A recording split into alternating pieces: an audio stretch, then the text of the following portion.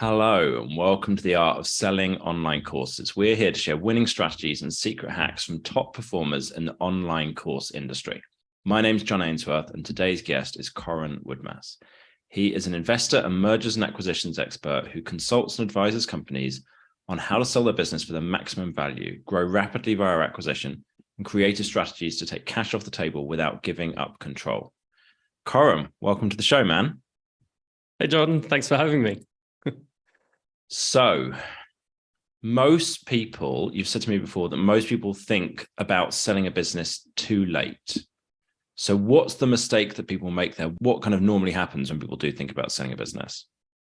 Sure. Well, the title of this podcast is The Art of Selling Online Courses, right? For course creators. What this really is the art of selling your business. So whether it's a course business, an info business, an e-commerce business, brick and mortar business, it doesn't really matter. There's an art and a science to how to think about selling a business. And I can give you some examples of this, but in my opinion and my experience, it's worthwhile thinking about how to sell a business, what your business could be worth as you're building it, because it gives you a lot more options than waiting until it's too late. So you're just done with the business. Maybe you've got something else that is off to the side that you're more excited about and you just want to sell the business. Or buyers come to you directly and start offering to buy your business, which can be very exciting, but there's pros and cons to that. So we can dig into any of these areas that you like, but yeah, is that a good overview to get us started? Yeah. So what happens when it goes wrong then? So somebody they don't really think about selling their business. Somebody turns up and is making them an offer. What's the problem? What's wrong with that? Mm-hmm. Sure. So the main reason a buyer will reach out direct to buy a business is to get better terms. In layman's terms, to pay less. Mm-hmm. So in any supply and demand environment, any business environment, when there's less buyer demand, the price is set by the buyer. So it's a buyer's market. Mm-hmm. In the reverse, which is what we help our clients do, is build buyer demand for their business. When it comes time to sell, you have more options available. You can build a competitive environment. So sometimes it is exciting to have a buyer reach out and say, hey, I want to buy a business. The reason, the motivations behind that generally aren't to get you the best deal as the business owner. Not always, but in many cases, that's not the winning strategy when it comes to selling for maximum value. Yeah, it's really interesting. I went through a course. I'm trying to remember the name of the dude who was doing it. It was one of the guys from Digital Marketer, and he's got a course about buying businesses. Do you remember what that, who that might Roland. be? Roland Fraser. Yeah. So I was going through that course and he was saying, if you want to get the best deal, don't go on places where people are selling their business already. They're already, other people are looking at it. They've already got prepared for it. Go and find the people who've never thought about selling their business and go talk to them to get the best deal. So if you're thinking about buying, that's great. Go reach out to people. But if you're thinking about selling, then that's not the right way to go. That's like, you feel good about yourself in the moment and later on you have a load less money than you would have had otherwise. Okay. Yes. What else then is wrong with, so that's in terms of like, why not just talk to those people who are trying to sell, but like, what's wrong with, do people get a lot less money if they're not preparing their business in advance in terms of thinking about selling it? Yeah, absolutely. If you, for example, to bring it back to course creators, if you have a course business or online courses is your main business, you may think that a buyer should see your business as an online course business. Now, if they do, there's a limit to value that would be created there, because there's two things that really drive value in the market of buying and selling businesses. One is risk and the other is buyer demand. Mm-hmm. So the amount of risk in a business will limit the value and the amount of buyer demand will create more value. And I can give you a non-course related example of this in a second, but I just wanted to share that as a high level view. So one example that is actionable right now is for you to think about your own business and say, well, what category am I in? Am I in the health and wellness niche? Am I in fitness? Am I in cooking? Whatever that is, you're no longer an online course business. You're selling education to X customer. Okay. So the more you know about the customer that you're actually serving and the sub niche, then you can really figure out, okay, who's the right buyer for my business, as opposed to someone who's just looking for online courses. They will value the business very differently.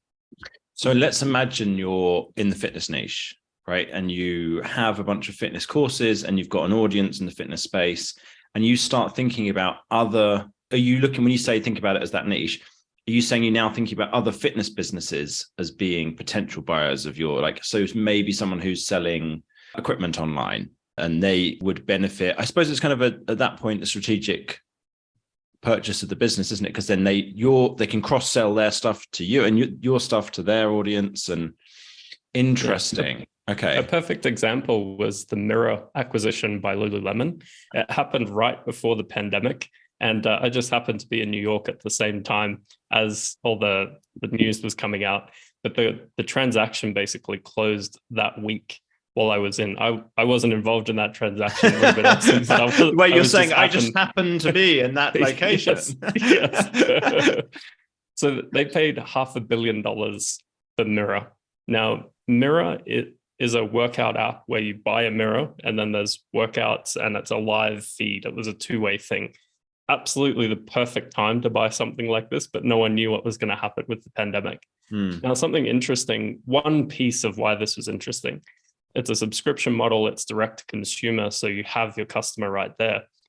The two-way mirror thing, the two-way video thing, meant that you no longer showed up in your pajamas to work out, you'd be putting on workout clothes.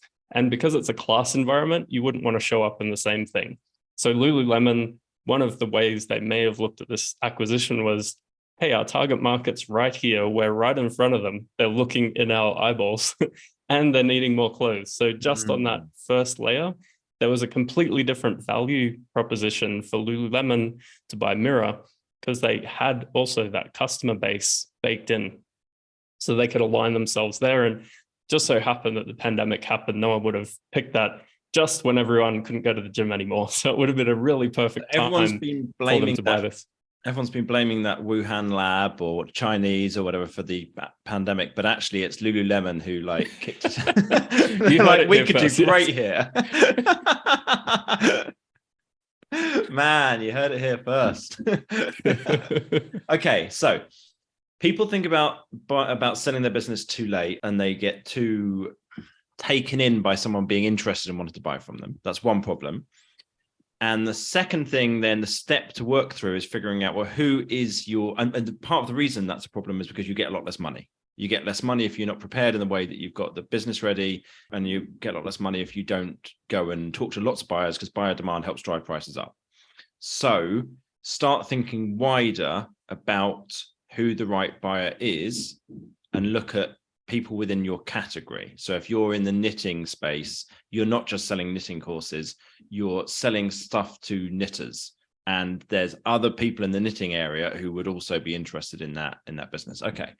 One of the things I've heard from people, like I chat with the guys over at Empire Flippers, I forget who it was now, and they were saying that sometimes online course businesses can be tricky to sell because they're too personality driven. Do you have any experience around that? Like how much that is an issue? Yeah, absolutely. So have you heard of T. Harv Eker? No, what's that? Oh, okay. He's like a Tony Robbins type guru. Okay. And he was kind of around a little bit before Tony Robbins. He teaches a lot about how to become a millionaire and all that sort of stuff.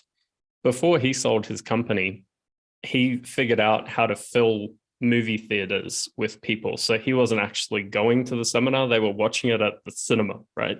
So he could multi-stream around the world and not actually be there in person.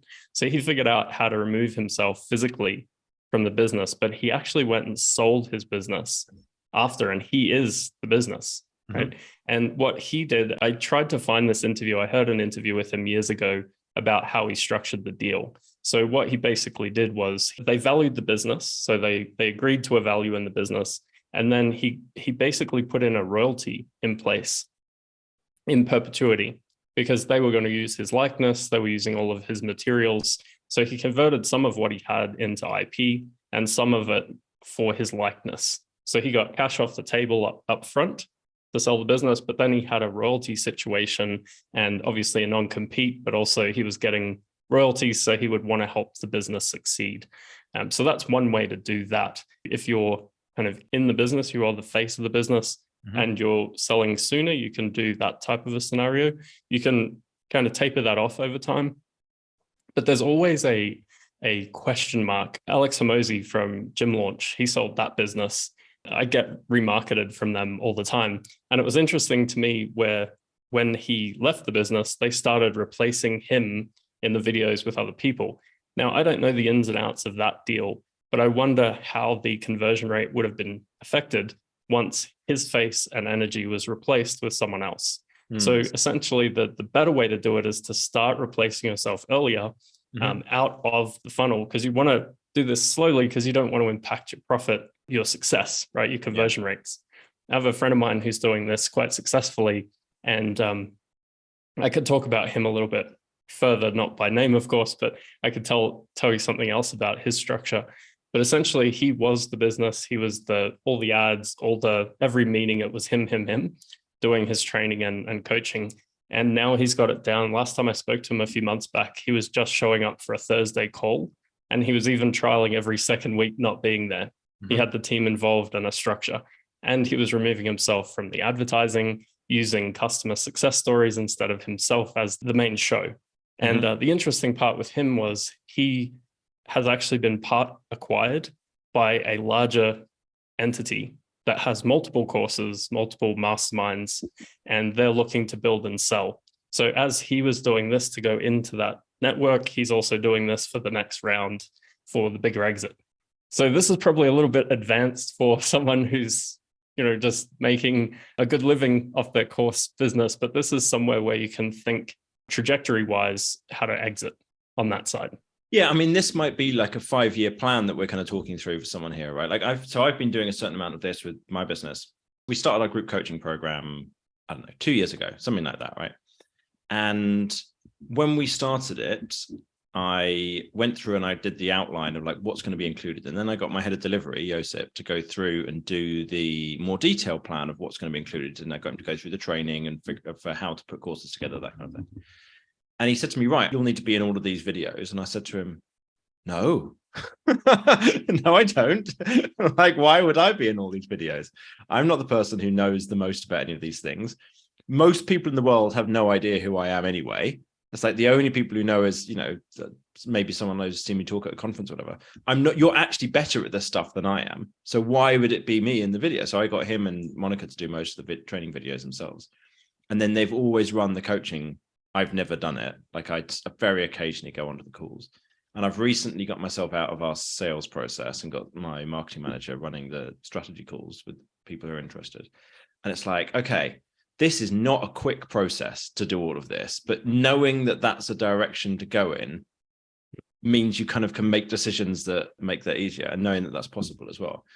Yeah, okay. To bring it back to business value, think of each of those layers of you removing yourself as a boost in value. And value comes in multiple ways, not just what someone will pay for your business, but ultimately how much time you'll need to spend transitioning out of your business. If that is your goal, to completely sell and move on to something else, there's a period of integration, basically, that the seller will need you, the buyer rather, will need you on board. A couple of my friends have sold to large public companies, and part of that acquisition, because they hadn't quite figured out all of these pieces before they sold, they actually became employees for a period of time.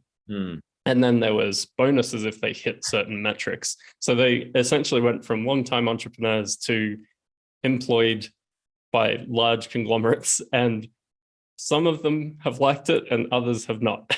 Most entrepreneurs. Awful. Yes. I mean, oh dear God. If you're just listening to this and not watching it, I've just been making the most dreadful faces. I'm like, oh, this sounds horrible. This is why I started a business, so that I didn't have a boss anymore. Imagine having to go back into corporate. Oh my God.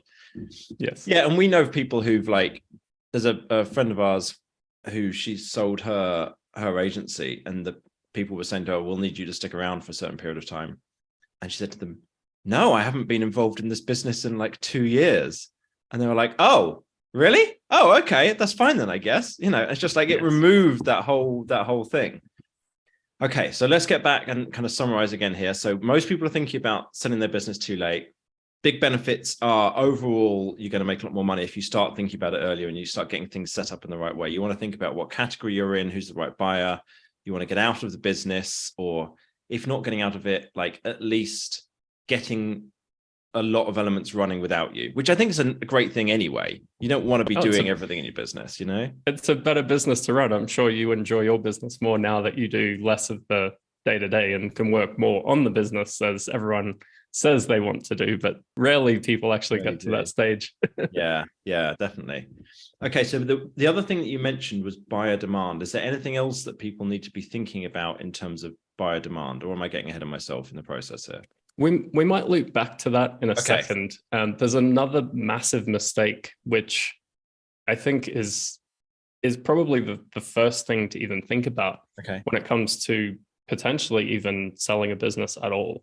Everyone wants to know what's the two things, like what's my business worth and when's the best time to sell it for the maximum value.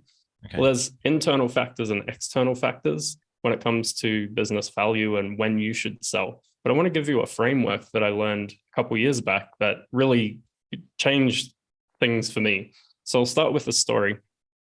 A friend of mine had a supplement business online. It was very diversified. It was an e-commerce business. He was running ads through Google, and Google overnight, as they always do, decided to change the rules and said, hey, you can't use these phrases anymore. We don't want you talking about certain conditions.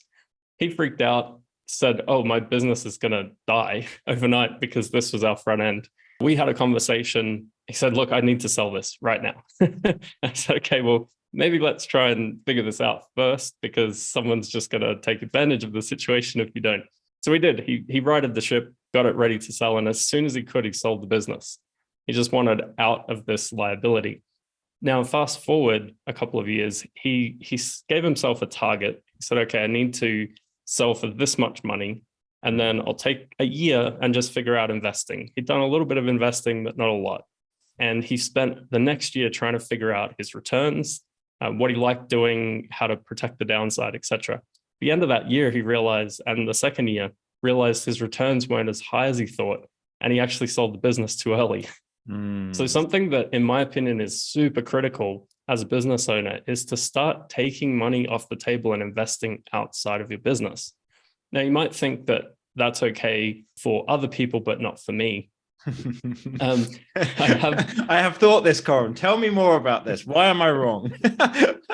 So I was hiking in Austin with my wife, and instead of enjoying the nature, being immersed in the nature, I was listening to a podcast. I was listening to a podcast while on the walk with Lee. While on a hike. I'm a degenerate. There you go. So I'm listening to an interview with John Paul DeJoria, who, amongst other things, co-founded Patron Tequila. And it stopped me in my tracks, literally. He said that on his way to becoming a multi-billionaire, he not only went broke, but actually went homeless 3 times on his way to building this fortune. And it stopped me on the hike. I just couldn't believe it. So I kept listening. That was the biggest hook ever.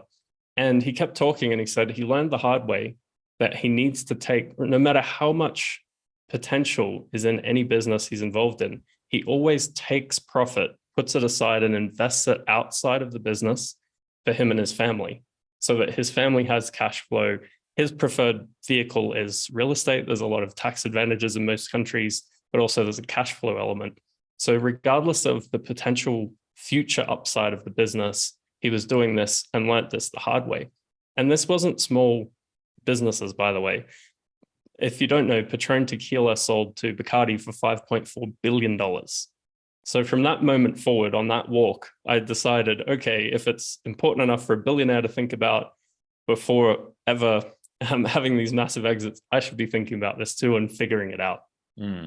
Okay, so the big mistake is not taking money out of the business early. Yes, and learning how to invest. Because a lot of people wait until they exit. So they have a round number in mind. It might be $1 million, it might be 5, 10, 20, whatever it is for you, whatever your magic number is.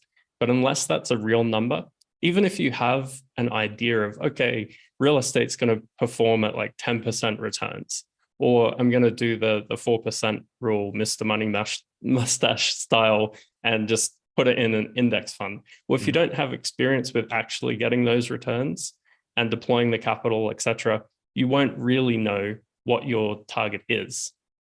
So it's really important to think about that before you start down the path, and also have some experience doing whatever that is, even at a small level, like a tiny level. There's a lot of online platforms out there. I don't invest in them personally, but you can check in on all of these type real estate type lending platforms where you can start deploying a little bit of cash and getting a return and just getting a feel for it, right? Mm-hmm. Or using index funds even. I'm not a fan, but hey, whatever it is for you that makes you feel comfortable trying, go and do it at a small level and get those returns cranking before you start thinking about a number that you're happy to exit for. And just in case one day your business goes bust, you're not going to be homeless because you've put money aside in the investment. Yes. Yeah, well, that's a nice thing too, right? you don't need to make moves. And there is a ninja level to this. There's another layer on top of this that I learned a few years ago from a friend. His name's Darcy. We're in a mastermind together. And he has what he calls the teeter-totter method, or for us non-Americans, the seesaw method, whichever floats your boat or whichever makes more sense to you. What he did, he actually acquired a business that was kicking off a lot of cash flow. And he started doing this, investing outside of his business. And he viewed it as a teeter-totter, where his business income was the bulk of his income, and then he had his passive asset income. And once the passive asset income moved higher than his active business income, then he knew he could sell the business. It just so happens that at the same time, he was using very tax-advantaged investments to legally reduce his tax liability. So he even had an added advantage of not only knowing how to invest the capital when he sold, but also how to use tax strategies and tax planning to keep more of the money. So this is such a high level concept, but once I understood it, and I've seen this with friends and clients over the years that didn't do this first, it's a no-brainer. I don't know how we're allowed to launch a business without knowing this information. How we're allowed to. Okay, so people make a giant mistake overall by not taking money out of the business early. And there's two reasons why that's a big problem. One, because if you do eventually sell your business for $1 million, which sounds like loads of money to a lot of people, but you don't know what to do with that $1 million, and all you do is put it in the bank, then you haven't got the hang of actually investing it, which is where you're supposed to. If you're doing Mr. Money Mustache, you're going to take your 4% from the interest. You're not taking the actual money out. You're taking the interest out and you live off that. So people should start thinking about this early for that reason. In terms of a framework, if once you get to the point where you're making more money from your investments than you are from your business, then you can think about selling your business because you've got enough money coming in. In terms of selling the business, you really want to be thinking about what category are you in? Because buyer demand is what's going to increase, is one of the things that's going to increase the amount of money that you can sell it for. So start thinking about what category you're in. Don't just go with whoever comes to you about it. Okay.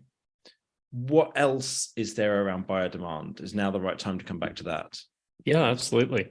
So I mentioned before about thinking about your business not as an online course, but as what category you're in, like we just mentioned. The thing to do along the way, regardless, is to look at your baseline value. So you can use businesses that are out there that are just online courses, see what they're selling for, just keep an eye on the market, right? So that's your baseline value. So whenever I'm looking at a business, and we're actually in the middle of an acquisition, so we can talk in real terms actually about how we're doing this. We're looking at what the business could be worth in the open market, which is how we valued it to begin with. We're looking at where we want to get to. So in this case, we're looking for a $20 million exit minimum. So I know that if I get the business to a certain size, I know what the average business value would be, and I've gone just below that. So if we can build this business a little bit into what do you mean 10 million. You've gone just below that? What do you mean by that? Yeah, so I'll give you the real example. So This business is currently doing just under 2 million in revenue on an annualized basis. There's a few things that are limiting that capacity to grow right now. So we think we can get the business to 10 million in revenue or more fairly quickly, just by putting in a few different pieces in place. So that's the game plan here. Now, to underwrite a $20 million valuation, looking at the category it's in and the size of the business, those two things I know that the baseline value of this business would be 6 times earnings, 6 times EBITDA or net profit. So I'm underwriting 5 to give myself wiggle room. So I know I need to get the business to 5 million of EBITDA to hit that magical number, or 4 million really, to get to 20 million, right? But I'm giving myself wiggle room for a couple of reasons. And in this category, so the business, we're in diligence, so we may not actually close on the business. We'd love to, but we're diligencing the deal right now. If we go forward and move into this space, it's in the solar install category. So now we know, okay, what else is in this category? How do we stand out? And something that's super important, and everyone should be doing this, is aim to be a category leader. And you can do this by benchmarking. So within your community of course entrepreneurs, so people selling courses, start talking to other people, network with other people, not just in your category, but also that have online courses. What are their costs of acquisition? What's their lifetime value? What ticket items are they selling? Can you increase the back end by having a higher end offer? Things like this. You want to know in your space and in your category, are you a category leader? There are online platforms that do analysis and these type of things where you can get reports. My goal is to stay in the top 2% of a given category. That way you'll always be the category leader and have interest in your business. If you don't know this, you need to start knowing what's normal in the industry and then how do we get to the top of that. This should be the main thing that you focus on as a business owner. Gives you more cash coming in because you'll be more profitable, right? You'll know your value because, hey, compared to our peers, we're up here. And then that's always going to be more attractive to a buyer when it comes time to sell the business. So there's no downside in doing that. And what numbers? So there's customer lifetime value, cost per acquisition, the amount of money you're making on the back end. Well, that kind of is going to give you the customer lifetime value, right? That's like one of the factors that leads into that. Yeah, you want year-over-year growth. You want to know what your moat is. And in an online course, it might be IP, it might be you, right? But what's the moat? What's to stop someone from coming in and just replicating what you're doing? It might actually be a sales funnel.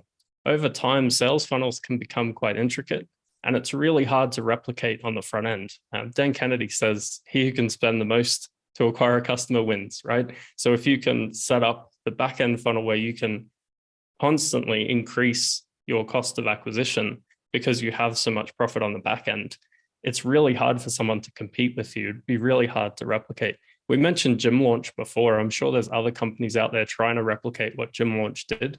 But if you've read Alex Hormozi's book, on the back end, they had so much profit that they could afford on the front end to pay a lot, but their return was massive.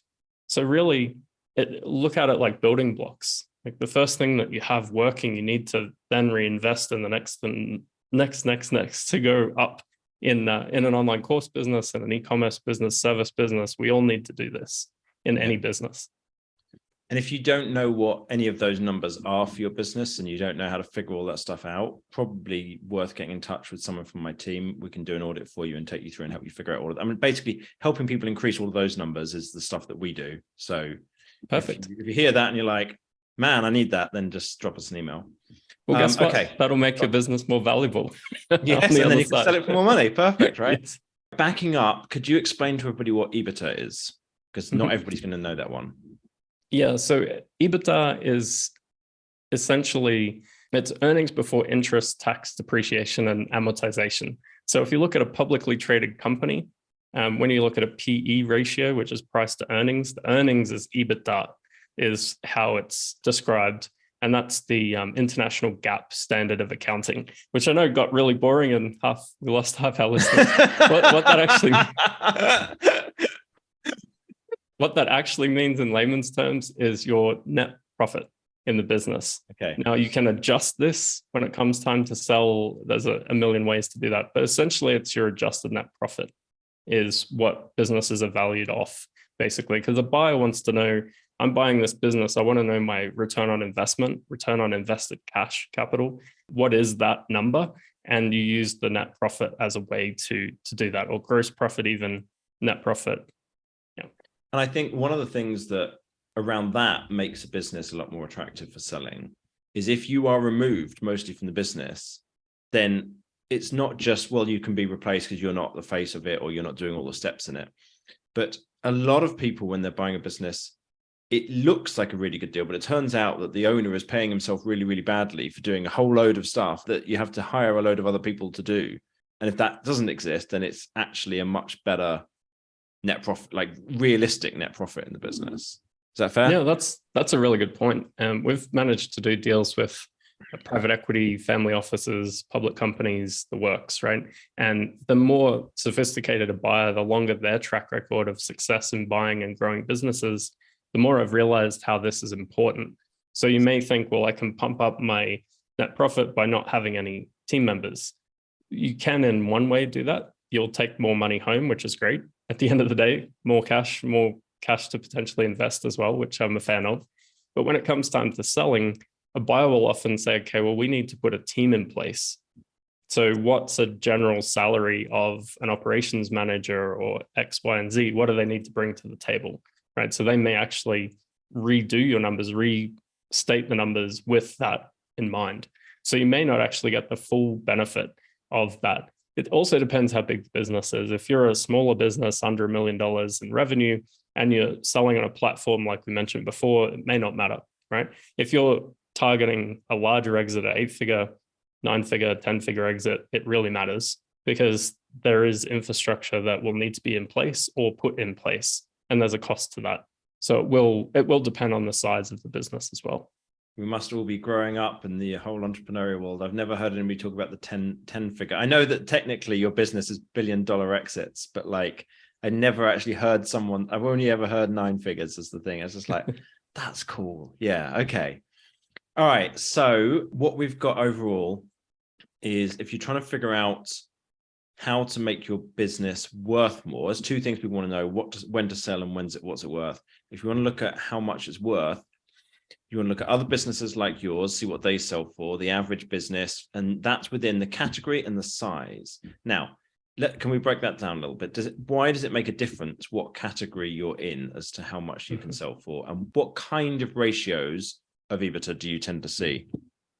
Yeah, absolutely. Great question. So definitely look at, if your primary business is an online course, look at all types of online course businesses that are for sale. There's not going to be a ton of them. So have a look everywhere you can see businesses for sale.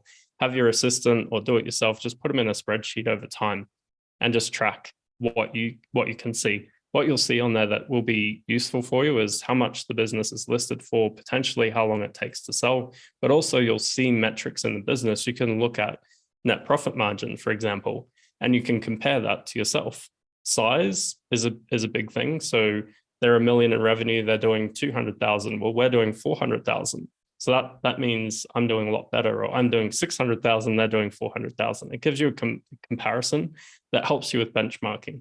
So that's course content wide, right? And then on an individual category level, you really need to get outside your comfort zone here if you don't already do this. So the most successful exits we've seen or been a part of is where the business owner is actually immersed in their category. So they go to the trade shows, they know who the top players are, they're having conversations with other people in the space. Maybe they're not course creators, maybe they have products, maybe they have services, maybe they have whatever in that category. So you mentioned knitting before. I'm not sure how big that niche actually is, but I'm sure there's trade shows somewhere about knitting, which would be fascinating, I'm sure, but go to them, go be immersed in that category. It's really important. 25 market size value of knitted fabric, 25 billion. That can't be right. That, I wonder if that's talking about including selling stuff in shops. Must be. That sounds big, doesn't it? I don't think that could be right. That was a quick. Maybe we're ignoring a big niche here. Yeah, we're in the wrong niche. Yeah. We were having a chat with someone the other day who was he sells courses about knitting. That's why it kind of came to mind. It's like something that I would never normally think about, but this guy was like, he's one of the leading knitting online course creators. It's like, wow. Okay. So what kind of ranges does it vary a lot by category? If you're looking at a SaaS business versus e-commerce versus FBA versus online course, does it vary a lot as to what kind of ratio you get, what kind of multiple? Absolutely. And I'll give you an e-commerce example just because it's top of mind. So say we talked about risk and buyer demand before. So say you have a product and you're selling on Amazon. That means, and in often cases, there'll be one product, so a hero product, as we like to call it, that's selling on one platform. That means you have a sales channel and a product. So there's definitely an upper value of what that business could be worth. Whereas the same thing, a single product in a different scenario, native deodorant is a great example.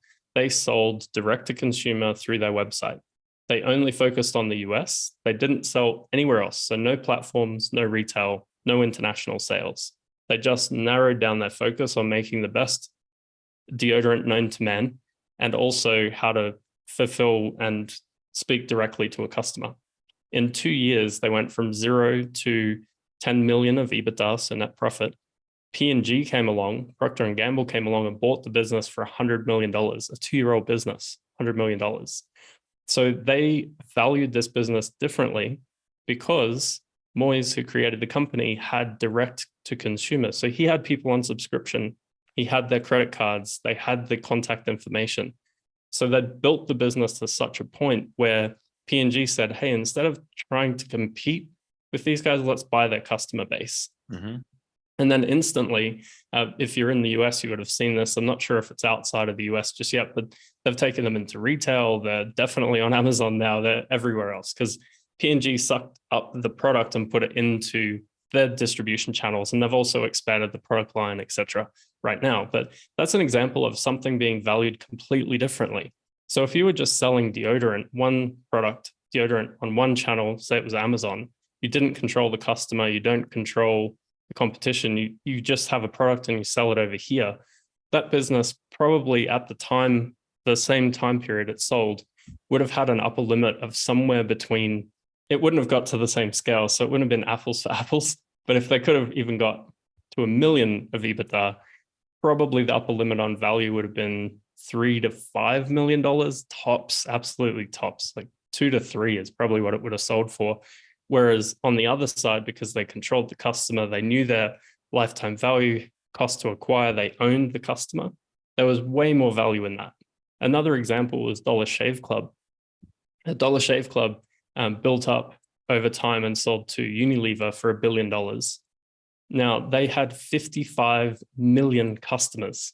So they had credit cards on file, repeat purchase, loved the brand. They had their details, right? The difference with this one was they were definitely not profitable. They were raising capital constantly because they were in a super competitive category. I mean, razors, it's Gillette, there's like massive companies in this space with infinite budgets, including Unilever was in this space. The same year they bought Dollar Shave Club, Unilever had a marketing budget of $10 billion. So they could take 1 billion of their $10 billion and acquire 55 million customers, not ads, not Super Bowl ads, nothing like that. It's actually acquiring customers. So their cost to acquire 55 million customers was way better than shooting it out into advertising and marketing. So it depends who you're appealing to, which is why I'm talking about category matters, right? Who's the 500-pound gorilla in your space? You may not sell to them, but if you're thinking what they need, then that's a great thing. Now, mind you, at the time, both P&G and Unilever, this happened about a year apart, I believe, or a couple of years apart. At the time, they didn't have direct-to-consumer dialed in. Now they do. Mm-hmm. So they're paying different. There's so much about timing when it comes to selling.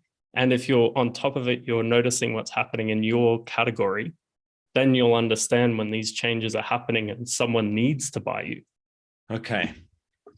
That's a lot to process there, Coran. Wait a minute. Okay, so the amount that you can sell the business for is going to vary considerably. This feels like you're saying there's a lot of different factors to take into account here. What are any of them? So we've got one is there like a strategic sale to somebody who needs to get into the category that you're in?